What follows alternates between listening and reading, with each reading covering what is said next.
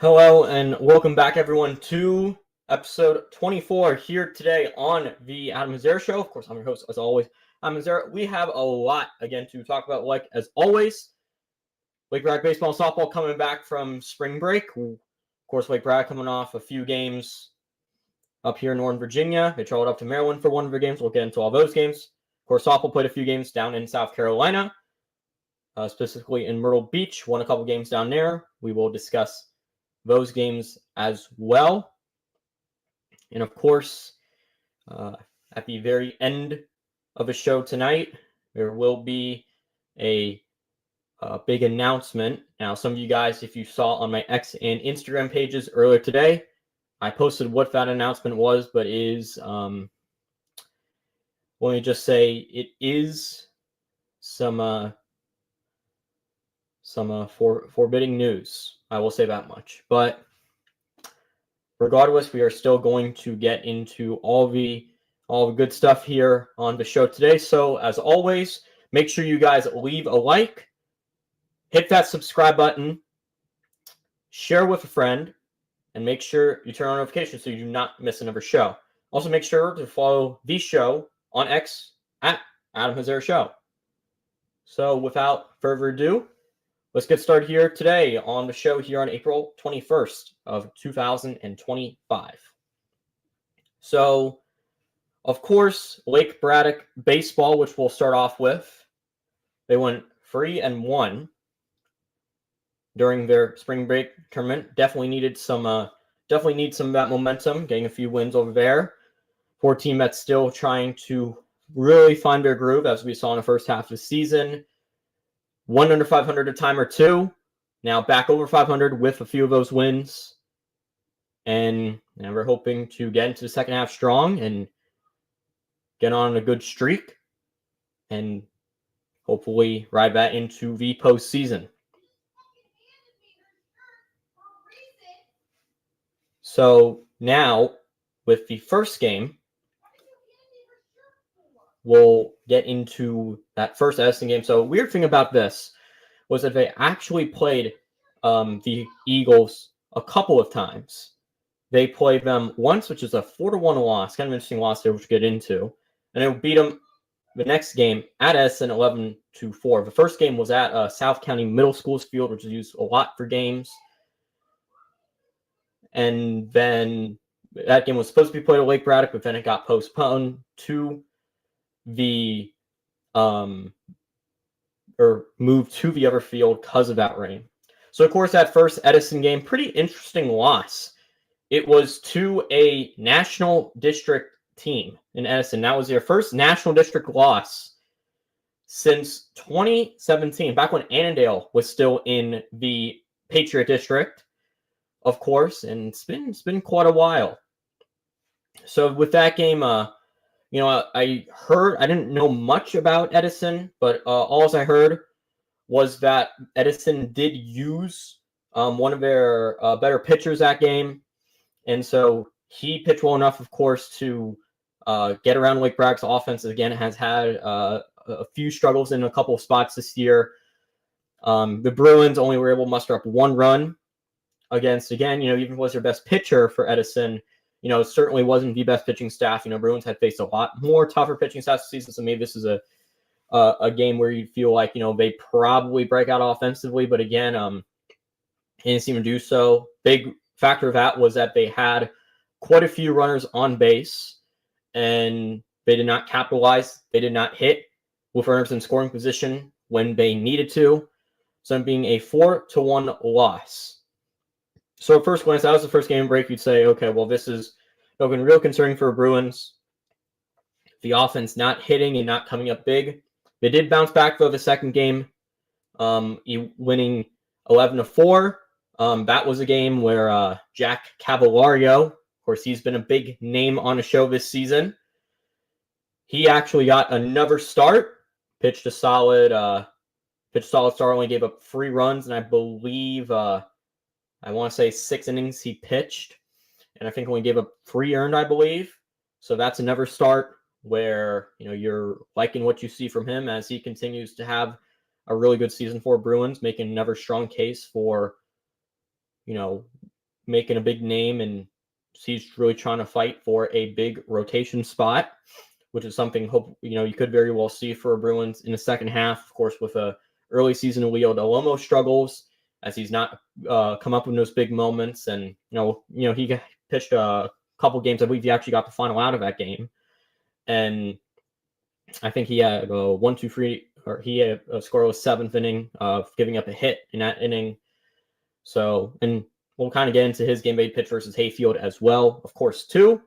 But yeah, Cavalario was strong again. The offense did break out that game. I feel like they made the right adjustments, and they finally were able to hit runners in scoring position and crush Edison 11-4, like you'd imagine a good Patriot District team would do against a good National District team, or any National District team for that matter. So you had that going on. Of course, I think the biggest game again of the tournament, it carried on was well with the offense, with a tougher Winston Churchill team up in Maryland, out of Montgomery County up there. A team that's been pretty good the last few years. We've Division 4A over state above us, where you saw Bo Padgett pitch, continuing to be the Bruins ace this year. Had his best start of the year, of course, pitching a 12 strikeout, no hit shutout. Now, I'm not sure when the last Bruins no hitter was. If you guys want to put that in the comments, you can help me out here, please. But still, Bo Padgett makes a strong case for being, the Bruins ace. He's still continuing to make big strides. And, he pitched a glorious game, and now he's feeling good about himself for his next start, which is scheduled to be this Friday at West Springfield. Again, we'll get into that, which will be, of course, one of the biggest games of the year. Of course, one of the Bruins' toughest opponents in their top-heavy Patriot District that always has West Springfield up there with the best amongst all the district teams. So you got that going on as well.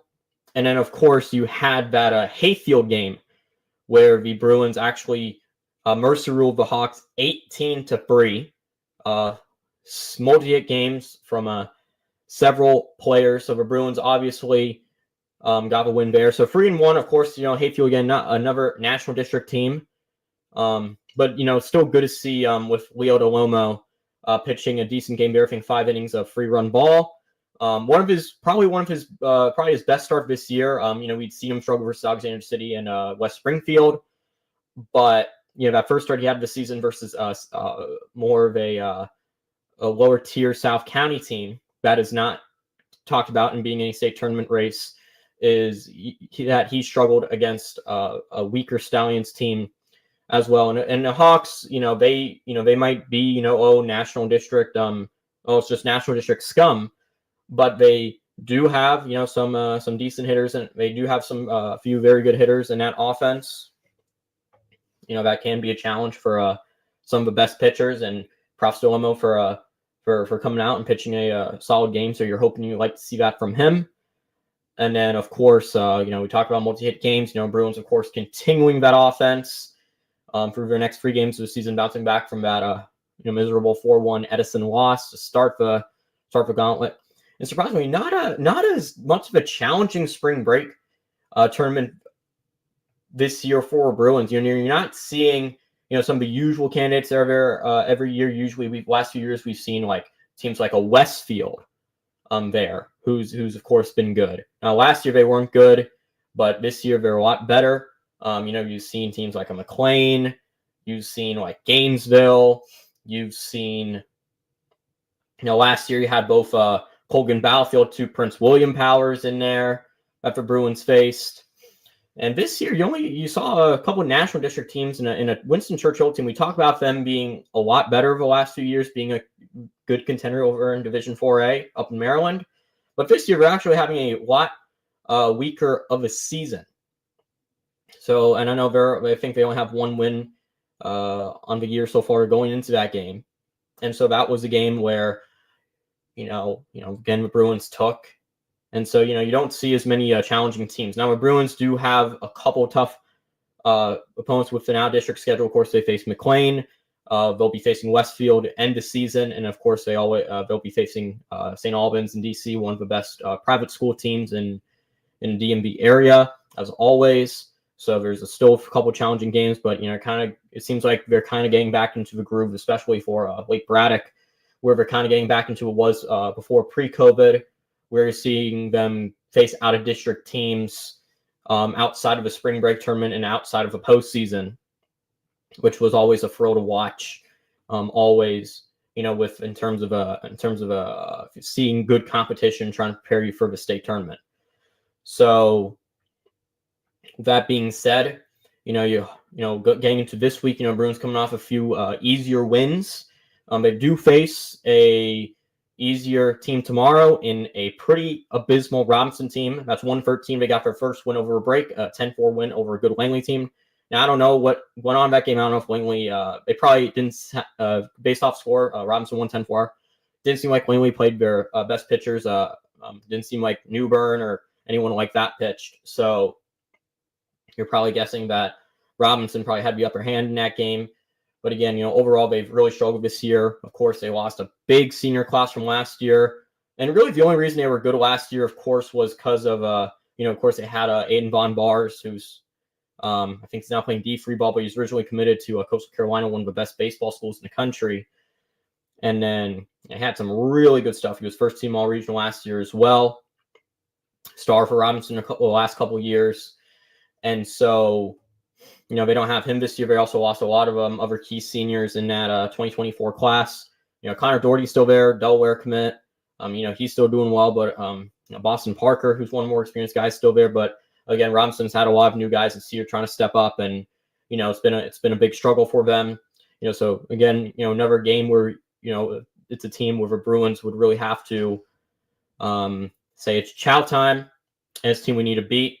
You hear tomorrow about Leo Delomo is going to be pitching. Now, of course, he did pitch at Hayfield game, but it's been going to be 6 days since that Hayfield game. They played on Wednesday, it'll be Tuesday tomorrow, it'll be 6 days. So you'll see him pitch.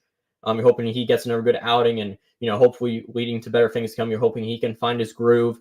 You're hoping that he can limit, I think the big thing for him this season is, of course, for walks. They're hoping he can get his command and control down a lot better.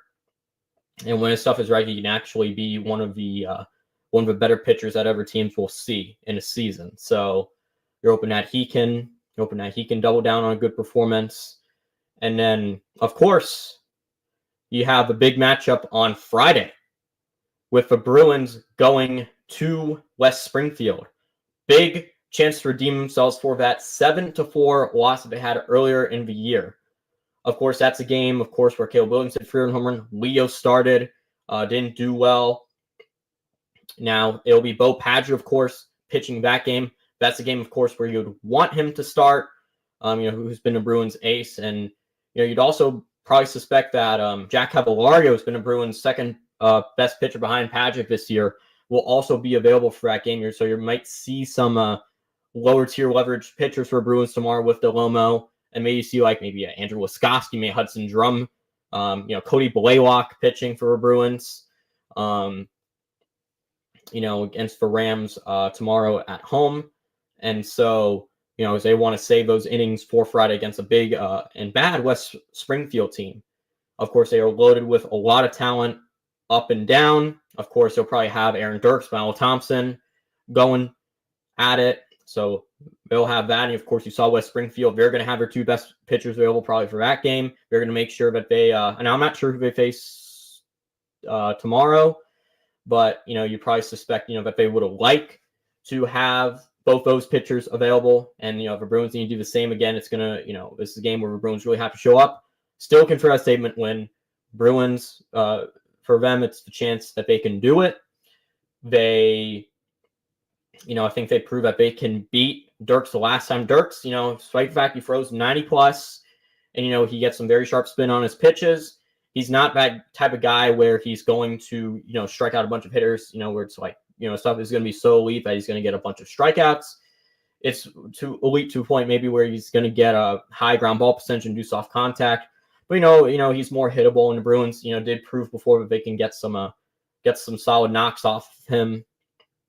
So I feel like, they'll be, so you'd expect the Bruins to be a lot more prepared. And, if they can get this win, then it'd be a big confidence booster for them.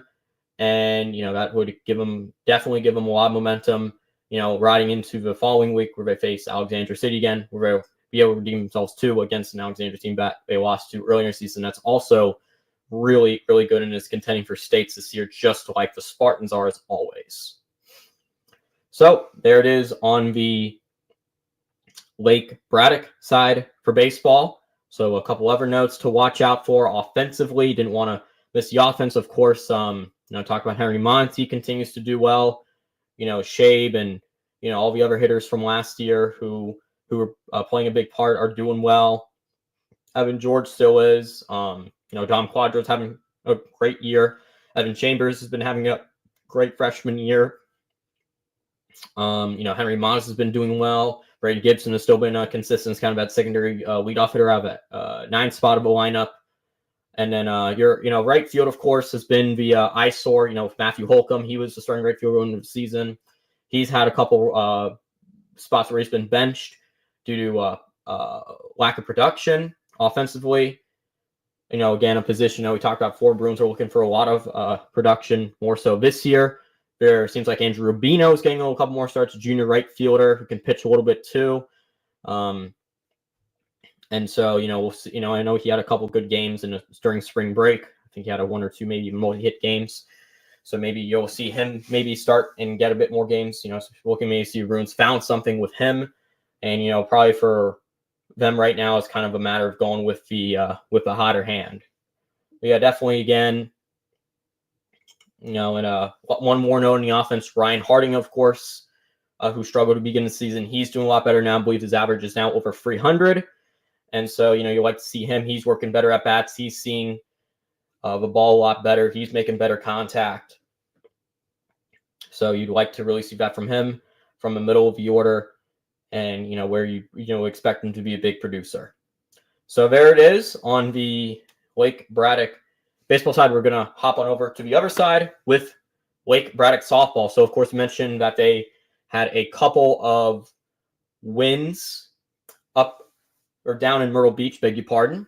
They beat Southwestern High School the last game out of Jamestown, New York. Nick Sirianni's alma mater in high school. I believe they scored quite a few runs. I know they mercy-ruled them. I was watching a lot of that final game, and so Bruins took care of them handily. They did win their first game of a tournament as well. I'm not sure who was against. They didn't have a game up on Max Preps. But the Bruins did win that game. They went 2-1 this year. And, of course, they face a really good Rush Henrietta team. Second game of that tournament. I know Mackenzie pitched, I believe, the first 2 innings of that game. She did well, I believe. And so Mackenzie Verdejo, that is. And then I think they kind of switched up their pitchers. Of course, they were using a bunch of they're kind of using all their different pitchers besides Verdejo during the spring break gauntlet down there. But still, the non-Mackenzie pitchers still did really well in those free games, and especially in that Rush Henrietta game where they're facing a pretty tough Rush Henrietta team. And I saw that last couple of years have actually been a big state contender in their division up in New York. So that was a very good game, even though they lost by a score of 4-3, still very close. And you're hoping that'll translate to more of a game later on. Come maybe time of the state tournament, which the Bruins are very likely to make this year, being one of the best teams in the region again. Looking for that 3rd straight region title, looking for another district title as well. And you're hoping that they will, that will be a sign of good things to come. And that they'll be able to finally get over a hump of not winning a state playoff game. In other news for this week, of course, they face a Robinson team tomorrow. That, of course, has been their main rival the last couple of years, been really struggling this year. Obviously, they had a lot of graduation people lost through graduation, beg your pardon, last year. And so this year, I know it's been a big of an offensive struggle for them. Now, this is a team actually beginning of the year, they said was going to be one of the better teams in the region because it seemed like they had a better pitching coming back with Aaliyah Berge and Amanda Habstritt, both solid pitchers when they're at their best, being some of the better pitchers in a district that really doesn't have great pitching overall. Besides maybe Mackenzie Verdejo, Lake Braddock, Andrea Goy, probably West Springfield, and then maybe the Robinson pitcher not for best, maybe Elena Promozic at West Springfield when she's at her best. But outside of a few teams, there's really not a lot of other good pitching from in terms of the rest of the teams that there is, including, of course, the University National District as well. So, again, Bruins beat Robinson 15-0. Berge didn't pitch that game, and it was Habstritt who gave up, I believe, all 15 runs. So we'll see who the Bruins face tomorrow. But this is another team that, again, the Bruins should beat as they continue to roll. In district play like we did in the first half. This is another game where the Bruins, have to win, especially against a struggling team like Robinson is. Of course, offensively, we still have Grace Gilbert. They still have Aaliyah Berge, of course. They have, of course, Melina Palazzo has been a big breakout player for them this year, sophomore. Of course, a few names to mention on their side. And then, of course, they're looking to keep up momentum against, again, just like baseball, another big matchup with West Springfield on Friday. Now, this game for West Springfield, of course, is going to be a big redemption game, just like on the baseball side for Bruins. They kind of had a tough loss the last time out in late March, back on March 25th. So exactly a month in between these two matchups with West Springfield this season on both sides. And so with West Springfield, you're of course hoping that that they'll win. It was 9-7, it was kind of a shootout over there in terms of the score. But again, of course, a big struggle, of course, a big thing coming out of that game was, of course, Mackenzie Verdejo having a rough outing, giving up those 7 earned runs. So, it's rare that we say this, but again, it's going to be a big bounce back game for Mackenzie in terms of facing the Spartans. Of course, Spartans have a really good offense. Elena Promozic, Natalie Coughlin is having a really good bounce back year after not playing in 2 years. Alexa Harvey, Meredith Mossford, Mia Lee, Layla Mutin, Kate Middendorf, a lot of really good players over there offensively. Pitching wise, you'd probably expect Promozic to pitch since she's been pitching the most this year. And, we haven't seen much of Andrea Yagoy, who, of course, is their really good freshman pitcher. She's had a few starts this year. I don't really think it's not against anyone significant, but we haven't seen her pitch in that many games this year. I don't think she has yet to face a very good opponent. So it'll be interesting to maybe see. I don't know if she's dealing with an injury. Not sure what's going on with her at West Springfield, but you'd expect if she is healthy, not bearing an injury, that she would be pitching versus the Bruins and maybe give them, give the Bruins a fresh look. And, maybe that'd be a good chance, West Springfield to see, hey, we can throw them off, throw this good Bruins offense off, which they know will be a threat. And so maybe, that way they can go win against them twice. But again, of course, this is a big game for top of the district. I believe Lake Braddock is first in the district. West Springfield, of course, has taken a couple of district losses this year. Outside of, or I think maybe one. I know they lost to South County. Of course, beat Braddock. So maybe West Springfield is first place in the standings. In Patriot, but again, it'll be a big game. Of course, have to determine kind of some of the top seeds in the district standings. So again, we don't say this again often. Big game for Verdejo. Can she bounce back versus a very good offense? You're hoping that she will correct the mistakes that she made the last start. Of course, she will, of course, have to do really well for Bruins want to get this win. Of course, I think most important factor is that pitching. Offensively, I don't see the Bruins having a problem if it is Promozic that's pitching. I feel they usually hit Promozic really well. Promozic, I think she has around a 3 ERA this year. But again, I think a lot of that has come against a lot of bad Patriot District teams. This is a year where the Patriot District is very down compared to previous years, where it's not as where it's just talent overall isn't as good. So but usually when she faces those better offenses like Lake Braddock, who are real contenders, she seems to be very hittable and she seems to give up a lot more runs. So you're hoping the offense probably wouldn't be a problem over there, but when she's at her best, she can pitch pretty well.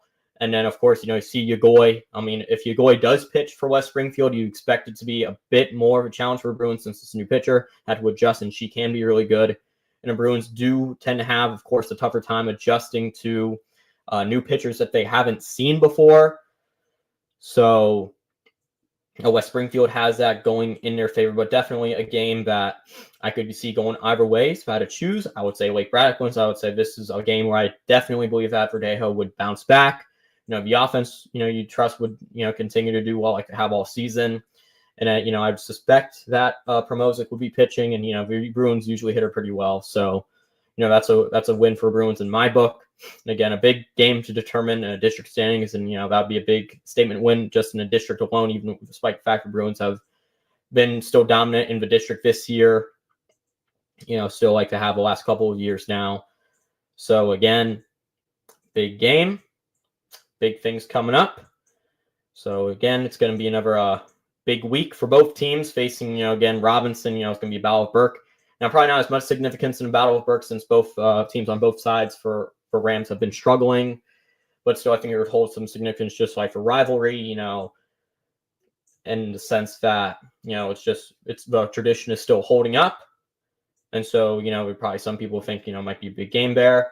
And then, obviously for West Springfield, both teams are always really good on both sides. So, of course, that's going to be a couple good games to watch over there. It's going to be, so, definitely those two games at West Springfield on Friday, big, very exciting games. So definitely two games you would really want to watch out for coming up.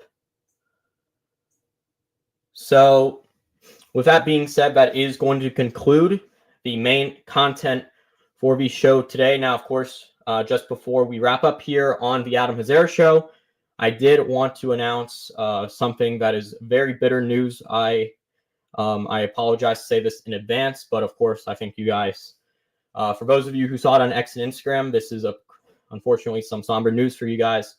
But unfortunately, I will not be commenting any more Lake Braddock sports. So, so unfortunately that will not happen anymore.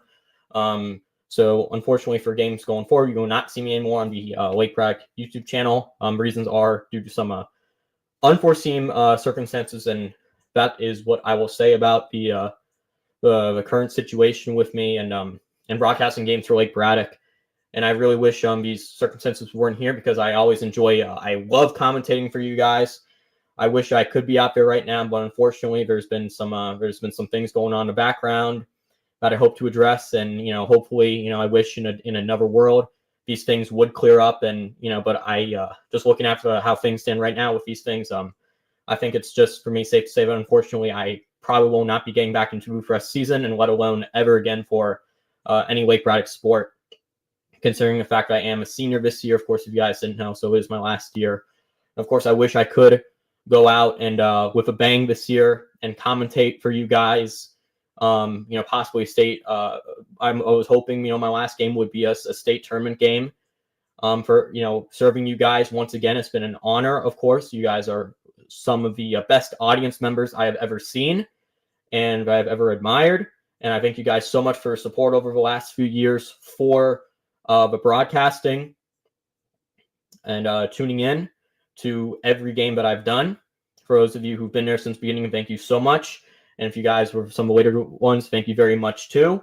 Everyone, you guys are the best audience I could ever ask for. I will not trade anything away for these last few years. And again, I am very sorry. And it's just a very unfortunate situation for me going on right now with the things I am dealing with. So I just want to let you guys know that. In terms of the Adam Hazara Show, though, will continue to live on throughout the rest of the school year. And I am happy to announce that starting soon, I will actually be joining starting a new project. It'll be another podcast, and I'll explain the details again at a later time. But with this other podcast, we're getting some things ready. I don't want to spoil too much, but all I want to say is, me and a couple other guys, we're going to be doing this podcast together. We are we're just still working some things out. It's probably going to be a little while longer before we start doing things with this new podcast. But I just want to say, when you guys, when it's ready, I will sure let you guys know. And of course, when we are starting this new podcast, of course, the Adam Hazara Show will completely go on. I am still trying to think of other ideas for you guys. I'm not trying to completely leave you guys in the dust with not broadcasting for you guys. I'm thinking of doing some live streams from here right in my bedroom. As always, we do the show here. I was thinking that, of course, if we're going to be away from booth, maybe a live stream at the games in some way. Of course, these are just ideas I'm brainstorming, just thrown out there. But, I don't want to completely leave guys in the dust, and I certainly wouldn't do that if the show is still going on. So I will be serving you guys in the form of this show. Of course, every week you'll be hearing the latest and greatest Lake Braddock baseball and softball news, as always. And so, I am so very happy that I am able to still serve you guys through the form of this podcast.